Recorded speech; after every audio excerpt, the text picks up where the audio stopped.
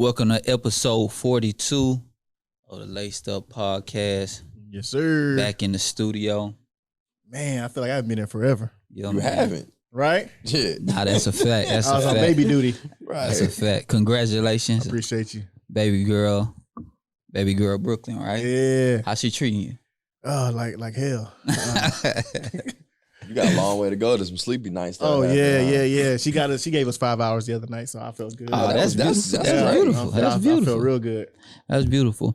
Well, last episode that we shot, it was actually a live podcast. We had recording artist Squalor.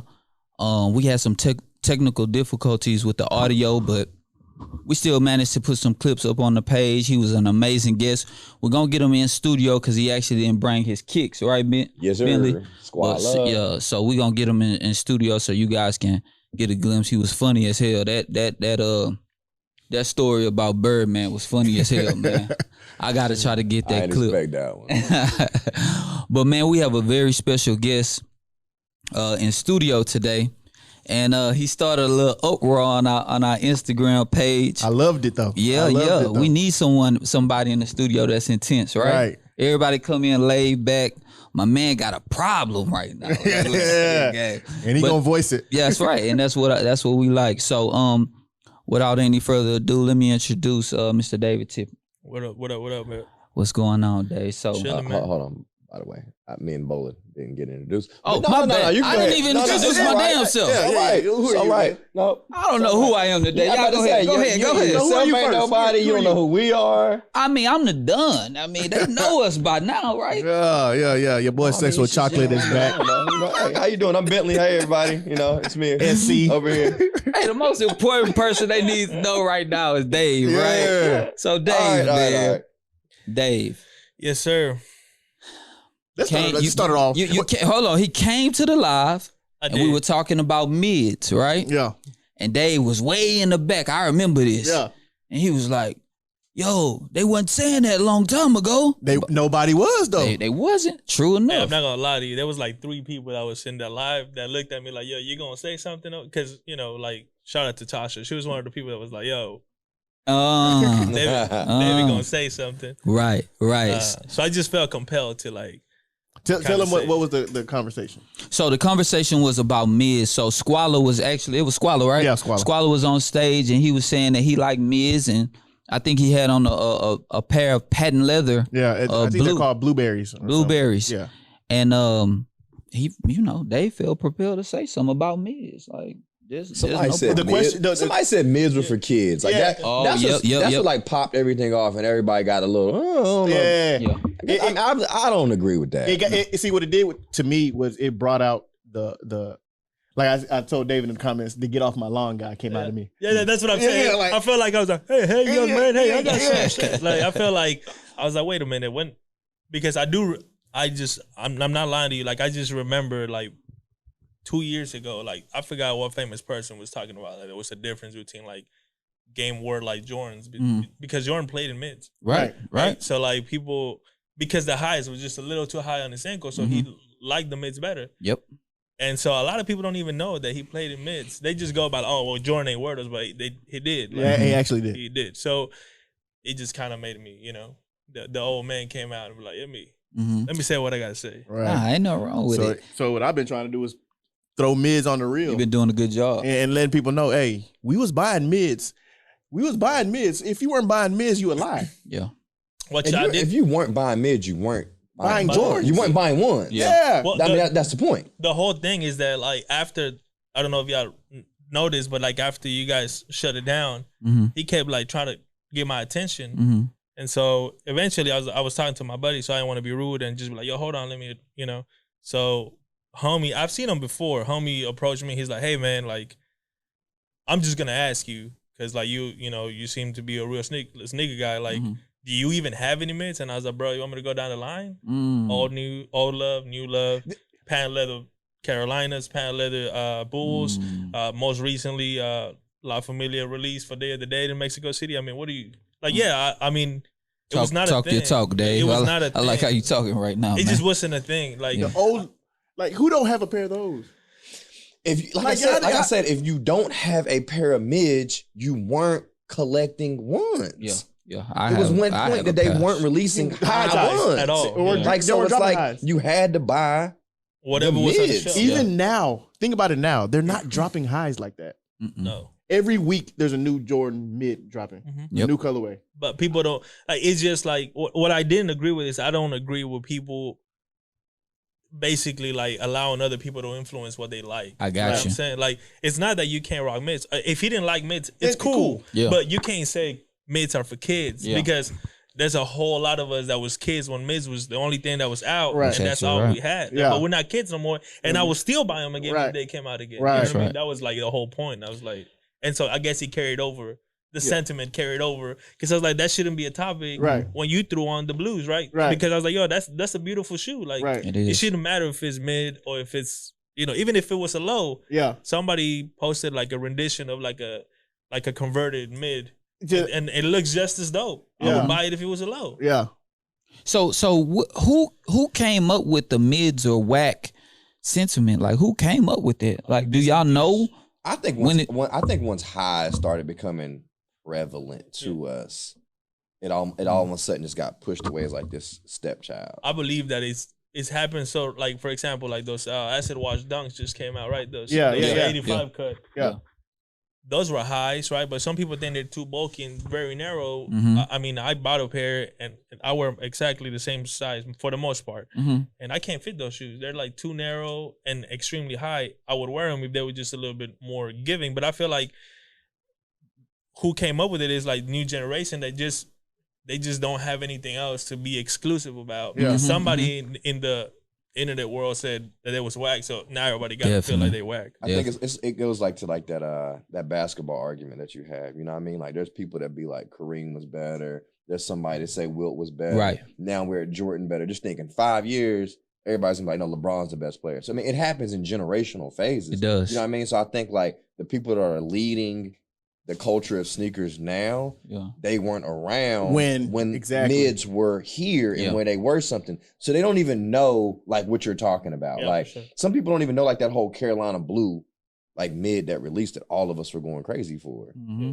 But I got a still crispy ass pair. Like still look good. Yeah. I mean, I wear like the breads. 03, right? Yeah. The breads and the Chicago's to dirt. Like that little shiny piece of hologram that both of them shits are crumbled. I remember I was so mad. What was the one that had like the last shot? They were like Carolina, and he was like, he had his picture on it. Yeah.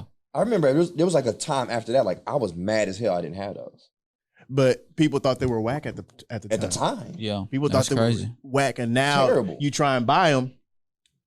The black and gold Jones that just re-released, the pan leather ones. Like, man, I was so mad that I didn't get those because I didn't show up to school that day. Right. But they released in a high this time, right? Yeah.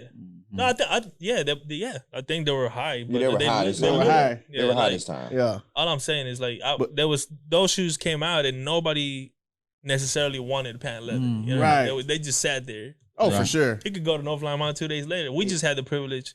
I had the privilege of just being able to, have my buddy's older brother worked at Foot Action, and the day that they released at 8 a.m, he had us be there at 6 a.m. so he can get 5-6 pairs for his people, like for his off to himself. And then because we were doing him the favor, he would allow us to buy the shoes early. Yeah. Sure. Let me ask y'all a question. So do mids sit on shelves or do they sell out too right now? I think they sell out. They sell out too. I would believe though that they sell out. I don't think anything sits on the shelves at malls anymore. My nephew is 14 and he just didn't care. He don't care if it's Jordan. If it's high, low, mid. He whatever I get him, he wants. And I think that's the reason why they drop so many mids, because kids, I think middle school kids and elementary, they don't know the difference between the highs and the mids. They don't know what they want the color, right? Yep. If the color looks good, they want to buy it. That's true. It's the older that say, oh no, I can't rock them because they mids, or Hey, it's really our generation, because a lot of them be like, you got on mids? Let's be real. I was about to say, I think it comes, I agree with you. Yeah. I hear a lot of people our age say like, you got mids on. Yeah. But yeah, that's crazy. Was you not buying mids? I got a pair of True Blues in my closet right now. Like, I rock them shits. Mids. I'm not understanding. Like one of my favorite mids is like that Army. The Army darker green one. Mm-hmm. I have that one. And I mean, that's one of my shoes in my collection that like I love and I like it a lot because I know no one else has it. And I got the Olympic mids with the one without the little thing on the side. Yeah. OGs. Mm-hmm. So like mids, you was buying mids. Yeah, you buying had George, to be. You was buying mids. You had to be. If you really love ones. Or you just weren't wearing ones, and now you're you're a one. Honestly, I think that's what it is. Because a lot of these older dudes, man, they weren't wearing ones; they were wearing forces. Mm-hmm. I used to also or they were wearing the current Jordan, the 14. Yeah, whichever number. They were wearing the number of that time. They weren't in that retro world of like going back and like getting sought after sneakers and shit. So like, and I'm gonna sound even more old because I won't even rock shit like that. Like I don't rock no 11s. I don't rock. And why is that? Talk to me about that. Why? I just didn't like. When I came. It just didn't resonate with me. Like, okay. When I got here, I didn't play basketball. I played soccer. So, okay. And I boxed. So you know, to buy like a nice shoe, but I honestly don't. I've never owned a pair of 11s. I don't care for it. It's not that that it's bad shoe. It's just that I don't like it. Yeah. Gotcha. See, I think I like 11s for the nostalgia. And I grew up in a generation, we all did, I think, that you wore what you like. Yeah, for sure. Else told you to I'm wear. Still like that. Yeah, and people couldn't make me wear 11s. Like I don't care what color I don't care if it was the Cool Grays, Space Jams, whatever. Like if I didn't like them, I won't put it on. I think now it's different. Now it's like, shit, he got them on. Let me give me a pair. Oh, that's different. It's definitely copycat now. Oh yeah, it's definitely copycat. But nobody can change my whatever I like. That's what I'm gonna rock. That's period. Point blank. I will say that 11s used to be like my favorite Jordan.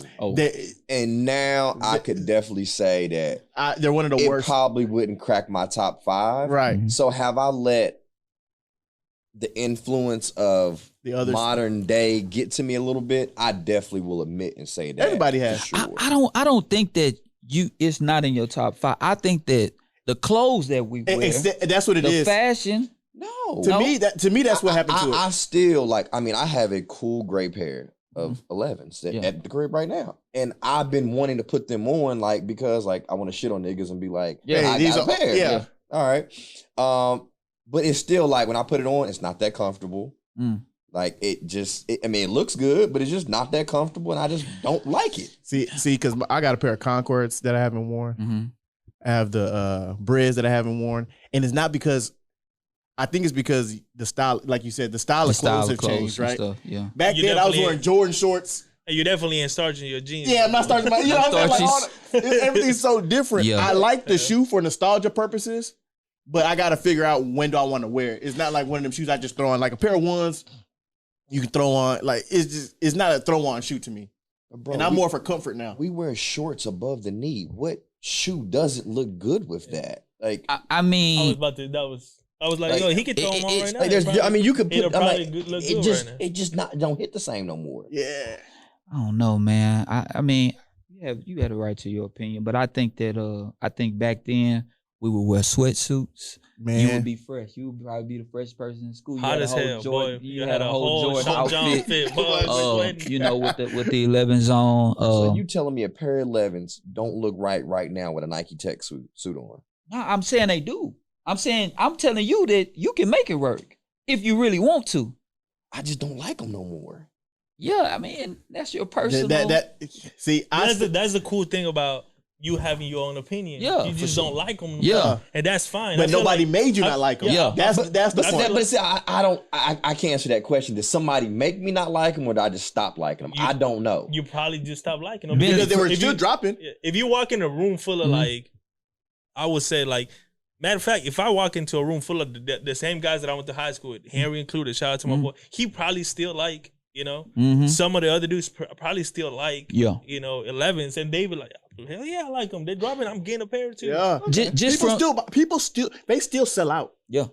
Bro, that's what I doubt. That's what I doubt. He flipped shoes in one day. This man grabbed 220 pairs of those Christmas, those red nasty. The all red ones? Yeah, they're nasty. That's super nasty. And every one of those pairs sold. Man, wow. He resold it. Every single one. That was, I think that's the day, Is that when 11 started turning you off? That right there. Y'all are talking about that. I think that's what started turning me off. It's the colors. But it's also happening with Jordan 1. Yeah. And it's happening with Dunks all over again. Yeah. Oh, it's gonna happen. It is gonna happen. It's gonna dry. They're gonna fade out of existence again, and then it's too much. It's too some much, type of campaign. It's too much. And drop them again years from now. I think the Gamma thing, as y'all say that to me, the Gamma release of Christmas is when it threw me off, and I'm like, wait, we're getting away from like the OG thing, and now where we're not only releasing like during the year non-OG, now you're putting a non-OG on at like the primetime release. I ain't with that. So just that's it. Go ahead. Just from learning how you are as a sneaker person, Bentley, I know that you have a bunch of sneakers. I know that you really care about your sneakers. So I don't think that it was anything but you just, because I know you probably look at your sneakers, stare at your sneakers, try them on before you put them on. So I don't think it's nothing but you over it right now. It'll come back to you. That's it. That could be it. Yeah, that's all it is. Ain't that the more fun to like shop in your closet? Oh yeah. Oh man, that's it. You be like, man, get this joints out. Oh man, I forgot I had these. Right. So Dave, let's get into when you came into loving sneakers. What age were you, and how did your sneaker what do I want to say, adventure start? So I'm originally not from America. I'm from Mexico City. Okay. My mom came to America when I was 1, so I didn't know, in my country we only had like white sneakers, like the Skechers type or the restaurant type. For sure. Blue sneakers and black sneakers, like Monarch type shoes. Okay. And one day, my mom was really heavy into like garage sales. She like loved doing garage sales because like, my mama too. She was like, man, these white people be throwing all this shit away. It's still good. Yeah. Some of it was brand new. Yeah. So she was like, I'm gonna hit them. So, and we grew up. I was saying earlier, I grew up in the Heights, like in the real Heights. Mm-hmm. I grew up when I came to America. We live on Yale and 14th. Okay. The Heights used to be not even a Latin neighborhood; it was a Mexican neighborhood. Got you. And it was like a weird ecosystem. It just worked. Like Mexican people live closer to like the boulevard. Mm-hmm. Further from the boulevard on Studewood. Okay. And the white people lived off of North Main, and they live on the other side of Shepherd. Gotcha. So the ecosystem. What year is this? What year is this? This is like I came in 96. 96. Okay. So the ecosystem was that the white ladies will clean the houses. I mean the Mexican ladies will clean the houses and take care of the kids and become the nana. We know the story, right? Yeah. So that was like the trade off. We kind of, it didn't look as bad, but it was pretty bad. I mean, it was pretty active. Matter of fact, like Yale was used to be full of apartment complexes. Right. And so whenever you walk down I went to Hamilton Middle School, which is right off of 20th and Heights Boulevard. And so you had to walk down. My mom would be like, don't walk down Yale because even if you drive now, it's darker than Heights Boulevard. Yeah. Mm-hmm. Well, there used to be a bunch of apartment complexes, and very often you could get checked for your shoes or for your backpack. Sound like Bissonnette. Yeah, so people, the thing is that it was a bunch of older land dudes. Mm-hmm. That it was a bunch of lowriders there. Like it was like, Shorty's Hydraulics was on 20th, and so big, it just was really active when it came to like, I want to say like, real gang, but they cared about their neighborhood. Like, got you. I got you. Don't come around here with that shit. Type. Yeah. Mm-hmm. And so, around that time, like I said, I came here. But before I came here, 3 years before I came here, my mom used to send us like clothes. Yeah. So she sent me a pair of Bordeaux 7s. Oh, okay. Oh, wow. And I never seen a shoe like that in my life. Fucking suede and teal color and orange and all these crazy ass colors put together in one shoe, and I was like, man, this is tight. So I put it on. I went to school, and everybody was like, yo, what kind of shoes are those? And so I was like, man, this kind of made me feel good. Yeah. And so I didn't know what they were. I didn't know how they came about. I didn't know nothing. I didn't know what they were called. Yeah. I just know they were. Later I came to find out. I knew what it was because I remember very vividly. So I asked my mom to send me all kinds of colorful shoes. I didn't care what it was. So she started sending me Adidas. She started sending me like, there was a brand like called Gola. I played soccer, and like she just started sending me all kinds of shoes. She knows that what I like. So when I came here and I realized the array of shoes, I just had like, sensory overload. I was like, oh shit, like all of this is in one place. It got green and all. And so it just got crazy. So I started working. I begged my mom to like let me work because, I grew up real weird in Mexico. I started working since I was real young. But my mom told me that I couldn't work here in America, that my job was to go to school. And I didn't really agree with that. So my best friend at the time, his dad used to work at a farmer's market right down Canino, or an airline called Caninos. Okay. So on the weekends, my mom, she's like, if you do good in school, I'll let you work and spend the night over there so you can earn your money and buy whatever you want. So that's how it started. I was like, man, I can make my little $400 on the weekend, go buy whatever I want and dress however I want. And that's kind of how I came about. First sneaker you bought. Tell us about it. First sneaker I bought. That was significant, and you found out, and you later on, I'm sure you found out. But what sneaker did you buy that was significant to you?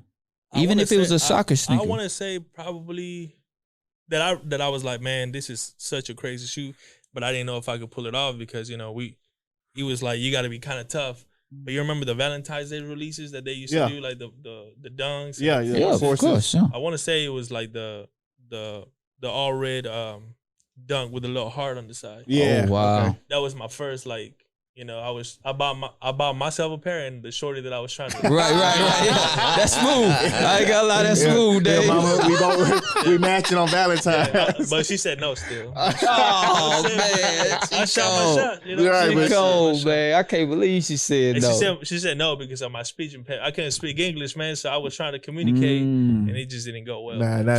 Now she looking at you. Yeah, I hope you watching the show. Yeah, you should have took that damn shoe. Could have been you, man. Right. That was the first shoe that I was like, I bought for myself, and I was like, man, I gotta have it. So, yeah. Nah, that's dope. That's dope. So from that dunk, when did you start, or the array of sneakers? Did you? You said at a young age you liked the array of colors. Did you keep that going as you grew into a teenager and adulthood, or did you go specifically to Jordan or Nike or Adidas? No, I think more back then. I think in middle school is when I realized that I didn't really fit in, so just rock with it. And because I didn't fit in, I didn't really care to fit in because I was getting jumped. Just me and my buddies that didn't speak English. We got jumped because we didn't speak English. So we already didn't fit in. You know what I'm saying? Yeah. But the difference is that I could box. I've been boxing since I was 7. So all these kids was trying to pick on us. And eventually by 8th grade, it went away because they were like, man, I keep getting beat up. Don't pick on. Not them Mexicans. I like that. So yeah. but then he became like, damn, I know I'm not getting beat up no more, but my friends is getting beat up still. So now we had to take care of our other homies that didn't speak English because there's a big difference of coming from a big city in Mexico and coming from a rural area in Mexico. The rural area in Mexico is they're really shy. They're really they get picked on and they just kind of become more victims rather than stand up for themselves. Yeah. I'm from Mexico City, man. If you do us, we're going to do it right back. Yeah. You know what I'm saying? We're not scared of nothing. And so I just felt the responsibility because they was getting beat up. And there was about 3 of us, Latin people. It was 2 Guatemalans and myself. We just kind of stood up for everybody. Yo, don't. And so then we became liaisons between American kids, Mexican American kids and Mexican kids. So we try to kind of minimize that. So, to me, whenever at that time, it was more about the colors. It was more about does it look good? So I remember the most colorful shoe that I ever bought was y'all remember that brand Dada? Yeah, of course. Them shits had a gradient, blue, yellow, and green. Yeah. Oh, and man. When the light hit it. Oh man. I think Chris Webber wore them in the game. Yeah, he played in them. He was sponsored by them. Yeah. Those wasn't no joints that was spinning, was they? No, that was after. That was the Sprewells. No, but it was the same brand. Yeah, same brand. Yeah. Okay. Chris Webber wore them. It was a gradient, so when the light hit, it'll turn different. He just had a shine, yellow, blue, green. Shout out to Chris Webber, Hall of Fame, man. Congratulations to that boy, man. Yeah, for sure. He don't get enough props. So I wasn't really too focused on, and I try to make my dollars stretch. So I would wear things like Fat Farm and Echo sneakers. Because they had. Where you get them from? You remember Shoe Supply? Yeah, Shoe Supply. Man, Shoe Supply had it. Shoe Supply. No, Suit Supply. Suit Supply. Yeah, they used to have one on 610 right next to Astroworld. Oh, you talking about Soup Mart? Soup Mart. Yeah, Soup Mart. Yeah. They had like icebergs. Yeah. Yeah. That used to be my spot, man. That's where you can buy them $20 polos. Yeah. So the whole polo, $20. That's where I went to. I was like, man, I was on a commercial actually. Because to be honest, you was on a commercial. When I was that's little. another story. Another day. I was on a Soup Mart commercial. Go ahead. Let me find out he was sponsored. He was sponsored by that's where he got that copper suit from. When I was a baby, that was tough, mama. But go ahead, Dave. But yeah, so that's kind of, I was getting my fix from there because it's the only thing I felt like right when I got here, I fell in love with hip hop. Gotcha. Like 96. Who? My first album that I ever bought was Reasonable Doubt. That was the first album. Hey man, I like this man. Reasonable Doubt. I bought it at there's a Kroger that's right next to Hamilton Middle School on 20th, and he used to always have them on sale. Them shits was $3.99. I remember it had a orange sticker said sale $3.99. It's the first thing that I bought because the dude looked gangster on the cover. I was like, this look kind of tight. Yeah. So I bought it. I bought all my CDs came from there all through middle school, and that was like the first album that I ever bought. And from then on, hip hop got a hold of me. Yeah, and honestly, like I feel like hip hop. That's how I learned English faster than all my friends. Because I just listened to nothing but hip hop. Wow, Bentley, what they go back to? Last episode. Yeah. Reading with a rapper. Reading with a rapper. Yeah. Right? There you go. That's wild. Damn, that's cold, man. Hey, I seen a post that AT Aliens and Reasonable Doubt came out in the same year. And it was like AT Aliens is better, argue with your mama. I was like, it's not a bad argument. It's a good conversation. It's a good conversation. It's not a bad argument. I never thought about it. Not a bad argument, but I'm going with Hov. I don't give a damn who came out with what in that year. I don't know. That's a cold album. AT Aliens is going to resonate more with people too because of the style too. Oh yeah, for sure. Because the visuals, they came out with the watching ceiling fans go around trying to catch that feeling. The Braves jersey, so like it has AT Aliens. I know we're way off subject right now. No. Has AT Aliens aged better than Reasonable Doubt? No, you can't. Not at all? Nah. What? I mean, it hasn't aged bad, but it's not Reasonable Doubt. You could play that shit Reasonable Doubt in right now. You gonna bump that shit from beginning to end. From beginning to end. You gonna. I think Reasonable Doubt right now, if you put it in and you ride and you turn that shit up, you feel like it give you a feeling. If you put on AT Alien, I don't know, you might crash your fucking car, man. That's real Jezebel. I don't know, man. I will say that the way I compare it is like, I never felt, you know how crack hits, and I've never smoked crack. Right. No disclaimer. You know how they no crack right there. We're gonna put no crack you right know how here. they say the first time they hit it, that's the same feeling they try to get every time. Mm-hmm. When I listen to Reasonable Doubt, I fell in love so deep with hip hop that I've been trying to recreate that. That's why I listen to so much hip hop. Yeah, okay. I got you. That's a good conversation though, Bentley. I can't lie, cause we can't sleep on Outkast, man. Them boys is cold, man. That Andre 3K is a bad man, and Dre too. Oh yeah, Dre. So, but yeah, that's how I became about. It wasn't until high school, freshman year of high school, that I was like, man, Adidas really ain't doing nothing for me right now, And the only reason I wore Adidas is because I played soccer and our cleats were all Adidas. Okay. So we just wore Adidas for sports, but I never bought Adidas until probably college and stuff. I started getting into like more chords and Stan Smiths and that kind of stuff. Gotcha. Yeah.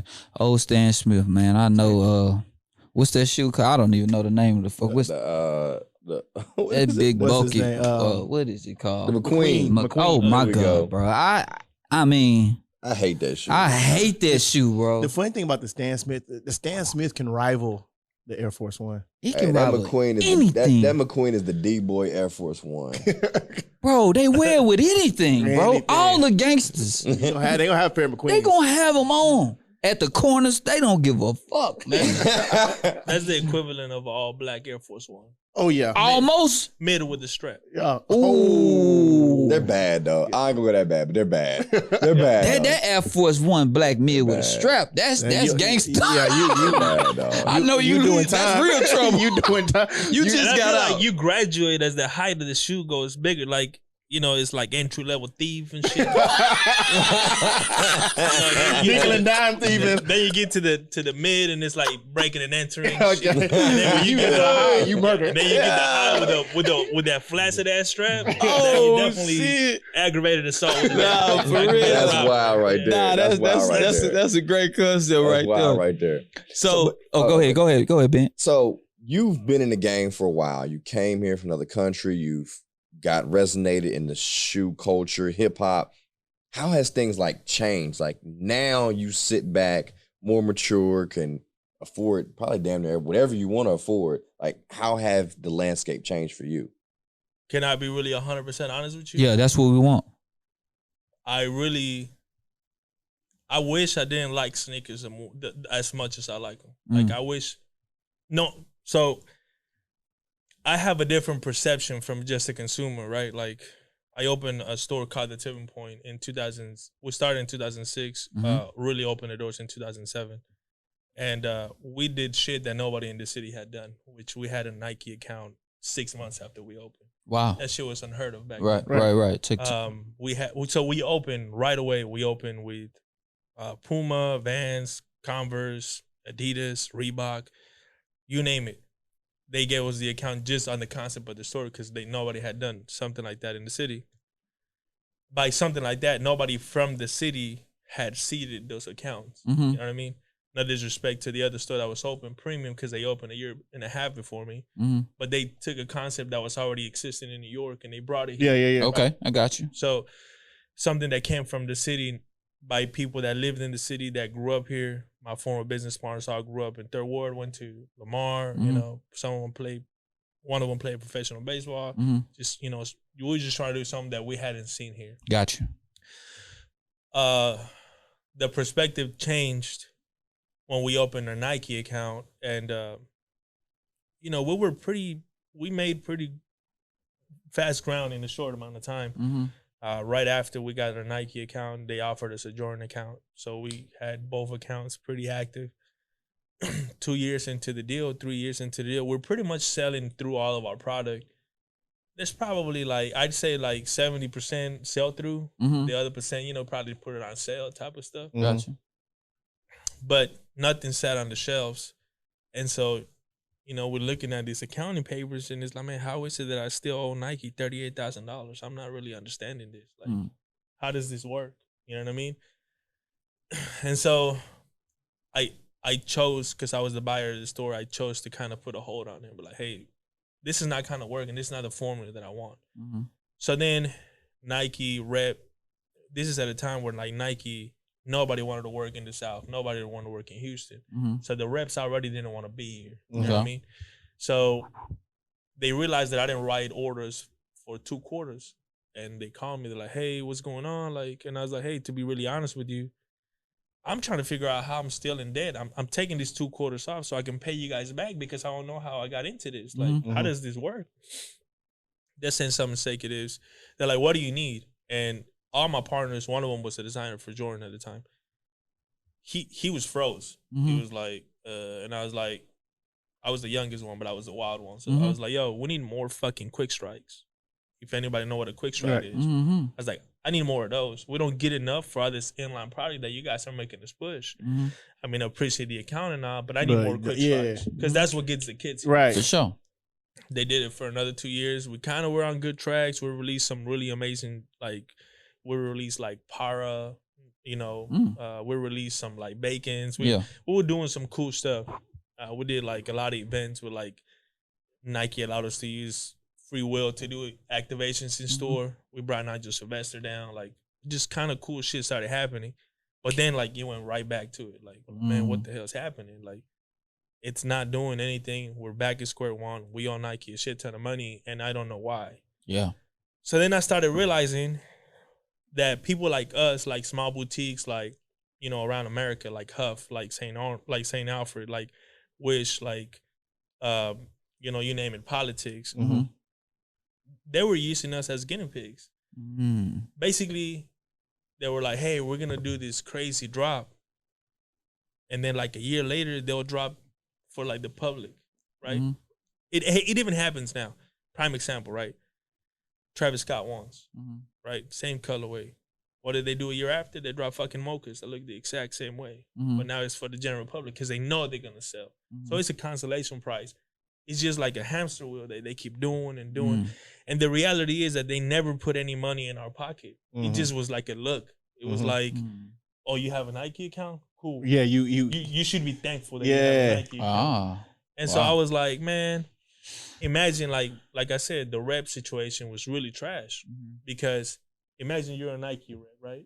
Or I'm a Nike rep and you own a store. And I'm like, hey man, I'm David. I'm the new Nike rep. You give me all your spill. You wow me. You take me to the city. You allow me to understand the city. Take me to the hot spots. Introduce me to people. But then you don't want to be here. I don't want to be here. So then I'm like, man, fuck this. I quit. I dip. And then another one comes in. And then you have to do the same. And another one comes in.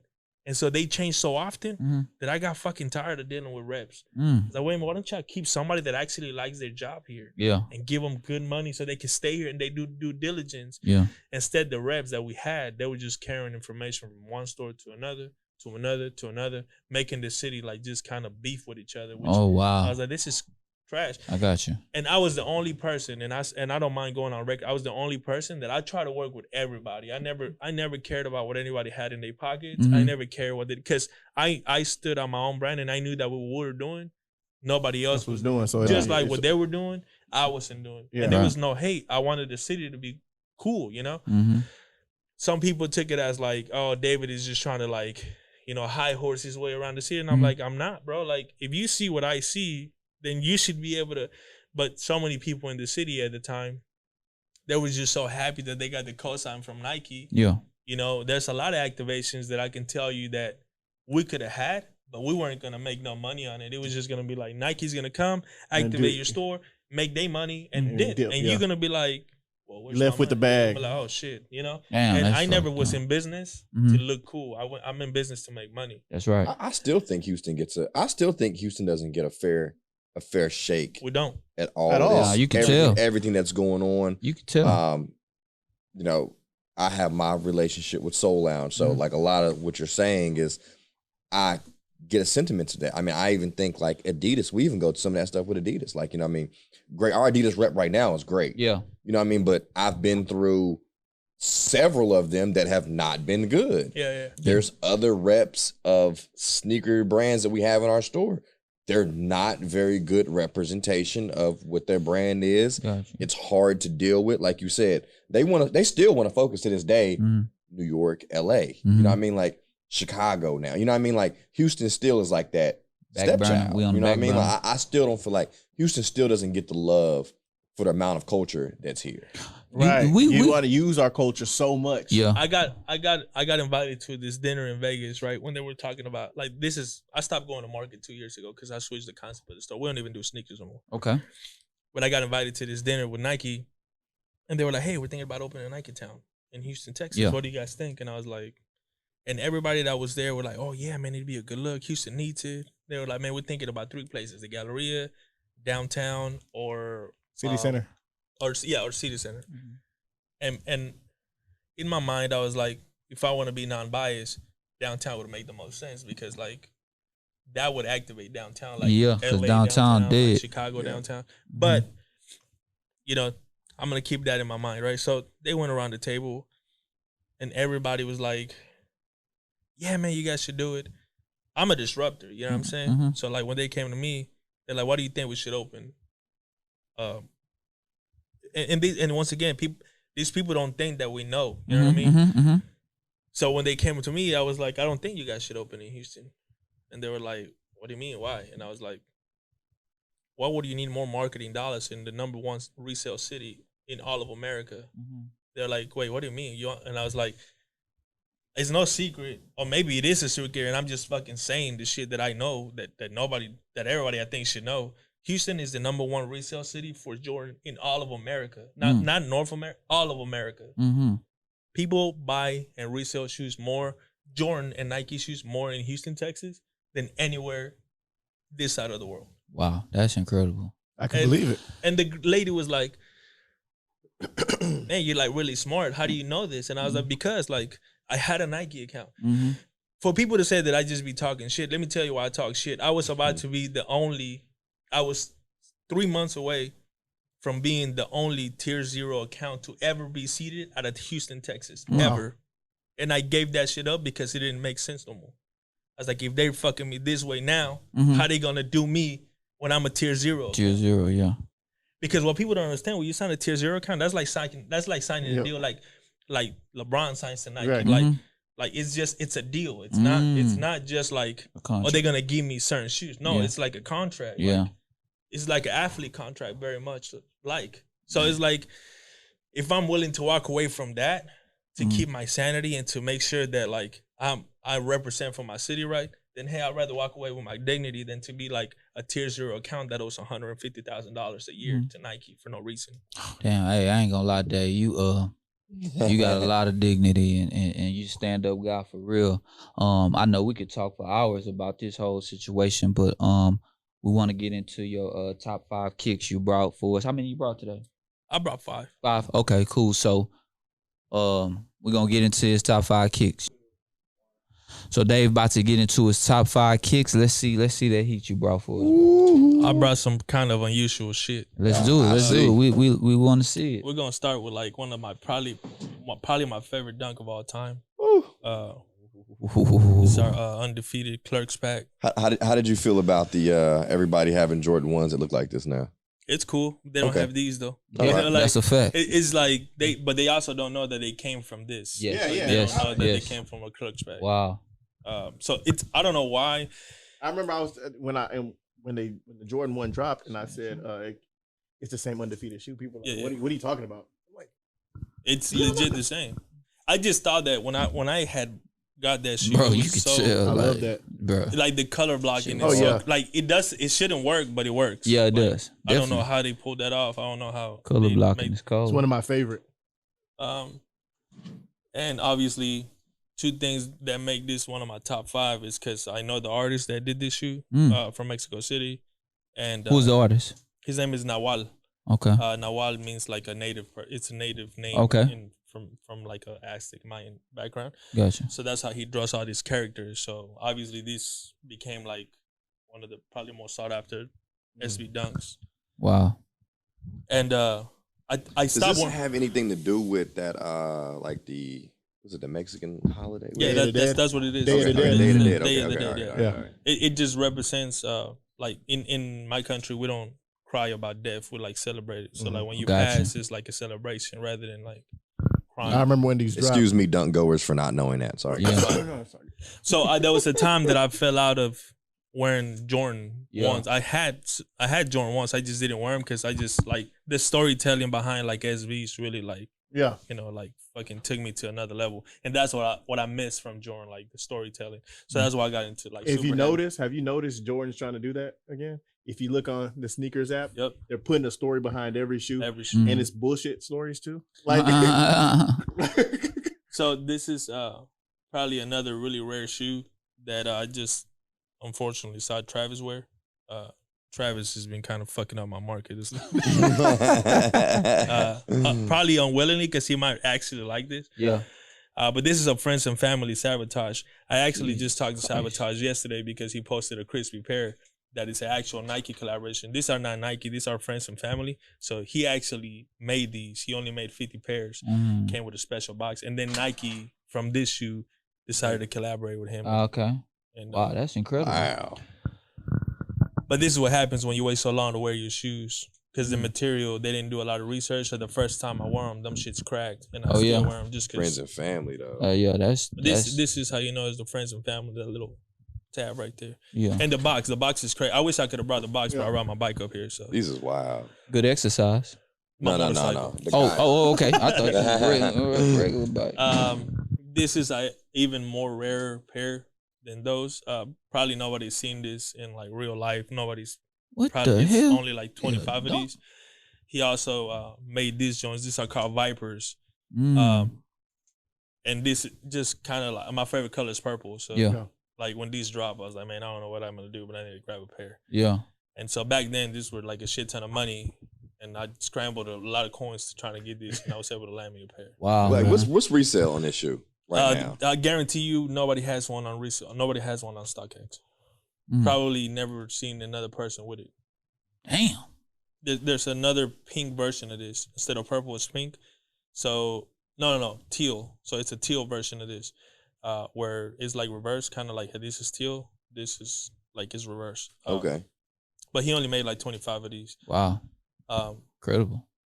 Man, and that's after he did the collab with Nike, so he was still flipping them. Gotcha. I'm gonna go with this. I used to be big into like Soul Collector. If anybody remembers Soul Collector, used to do ID packs. Yeah. This inspired a lot of like Cactus Jack. All his shit. A lot of people don't know that there's a lot of like the pink and the with this type of shit. Green, gotcha. The brown. And this is 112 out of 140.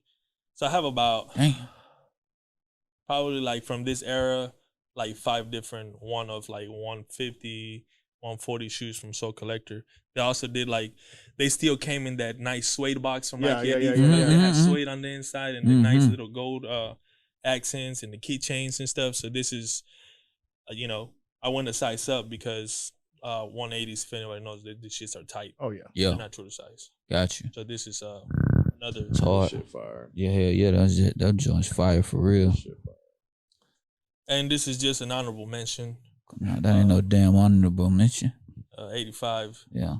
High. High.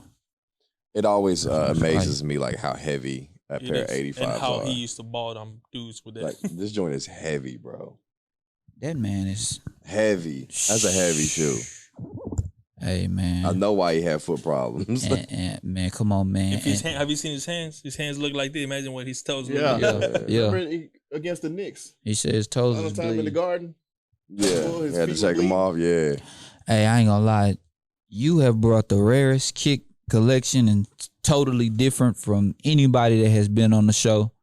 Salute to you, Dave. You really in this for real, man. It's an honor to have you on the show. For real, man. Yes, appreciate it. Thank you guys for having. I know, it was a little.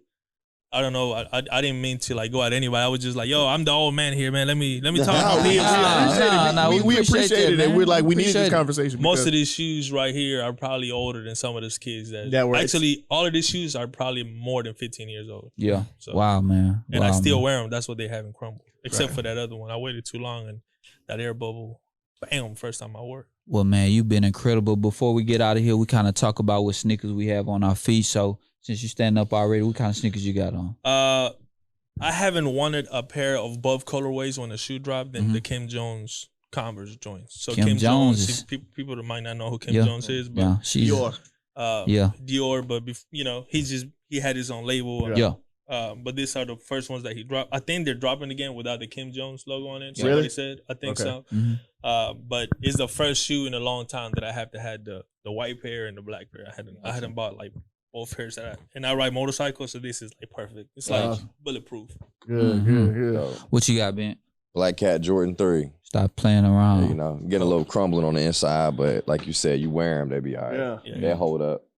I'm Jones fire, bro. I'm Jones fire. I got Jordan 6s. They came out during the pandemic, so these are my pandemic kicks. I think the pandemic is when everybody started going on sneakers. Even the non-people that wasn't into sneakers, that was the only way you could get shoes. Had time. And man, so I call these my pandemic kicks. You want to know what else too? Cars. People started going into like cars and shit. Right. Yeah. Like buying everything. Gotcha. What you got on, Bowler? Game Royal ones. Oh yeah. That's an underrated shoe in my opinion. Hard. In my opinion. Hard, bro. Very. I like the pants. Jesus Christ. Yeah, the pants are hard too. Well, man, anything for Dave before we get out of here? Because this brother blessed us with Tell us where Tipping Point is. Yeah. So now the Tipping Point became more like a brand. So we release shit every so often. But we have a coffee program. Coffee because it brings community together. So I'm very much about the community. Yeah. And then we have a vintage store inside the store called the Roundhouse Vintage. And we just recently opened a private tattoo parlor in the back. Where 2 amazing artists are doing, appointment only type of studio. It's on 214 Travis, Suite A, right in the middle of downtown. We're gonna come pull up one day for sure, bro. Yes. Come support, man. It's been an honor having you on the show, brother. You gave us some game, some knowledge that a lot of people I'm sure didn't know about. Brought some kicks through that a lot of the kids, as you say, get off our lawn about. And you're not that old, bro. So stop saying that. You know, everybody when I was coming up was like way older than me, right? So the people that taught me the game, and shout out to the people. I don't have no OGs in the city. I had to go to LA, New York, but like Jeff Staple, he put me on game when I first met him. Eddie Cruz from Undefeated, he put me on game. I literally walked into his shop when I was like 17, 18, and I was like, hey man, I want to do what you do. And he looked at me, he's like, man, you got a lot of balls to tell me you want to take my job. I was like, I just want to pick your brain. And so that formula allowed me to relate to people and talk to people. So I did that in every city that I went to. Wow. So those people are the people that I come, you know, if I have an OG, it ain't in the city, it's definitely somewhere else. Before we get out of here, you know, when you said you was in middle school and you was kind of weird, look how that weirdness paid off, because you're not scared to speak your mind and going into those shops and tell the Jeff Staples, hey, I want to do what you do. It pays off to be yourself, even though sometimes we get in our own head when we think we're not doing, like the biggest blessing that I've been able to have my business open for 15 years now. Last month was a 15-year month. I just, you know, congrats on that, bro. Yes, sir. Hey, I think we're gonna name this episode "It Pays to Be Yourself." No doubt, no doubt. Appreciate you, Dave. Appreciate episode 42. Whatever it is, it's a dope episode. Dope episode, man. Peace. We out. We out.